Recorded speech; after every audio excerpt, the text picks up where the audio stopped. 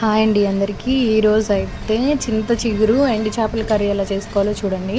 ఒక ప్యాన్ అయితే పెట్టుకొని అందులో ఆయిల్ పోసుకొని నీట్గా కడుక్కున్న ఎండు చేప ముక్కలు అయితే అందులో వేసేసుకోవాలి. అందులో వేసుకొని వీటిని అయితే ఎర్రగా అయితే ఫ్రై అయితే చేసేసుకోండి. ఫ్రై చేసుకొని వీటిని అయితే ఒక గిన్నెలోకి తీసుకొని పక్కన పెట్టేసుకొని అందులోనే జీలకర్ర చేసుకున్న పచ్చిమిర్చి కరివేపాకు వేసుకొని అందులో ఆనియన్స్ వేసుకొని వీటిని కూడా దోరగా ఫ్రై అవ్వనివ్వండి. ఇది కొంచెం ఫ్రై అవుతున్నప్పుడు అయితే దీంట్లోకి అయితే పసుపు తీసుకోండి. పసుపు సరిపడిన కొంచెం పసుపు వేసుకొని అందులోనే సాల్ట్ కూడా వేసుకొని తిప్పేసేయండి. ఇది కొంచెంసేపు ఇలా ఆగనివ్వండి. ఇది అయితే బాగా మగ్గాలండి, లేకపోతే ఉల్లిపాయలు అయితే కసకసలాడితే అసలు బాగోదు. ఇది బాగా మగ్గిపోయిన తర్వాత అయితే కారం సరిపడినంత వేసేసుకోండి. ఆ కారం కూడా బాగా పచ్చివాసన పోయేంత వరకు మగ్గి నూనె అయితే పైకి తేలాలి. అప్పుడైతే ఎండు చేపల ముక్కలు వేసేసుకొని అందులోనే మీరు చింత చిగురును అయితే నలుపుకొని పెట్టుకుని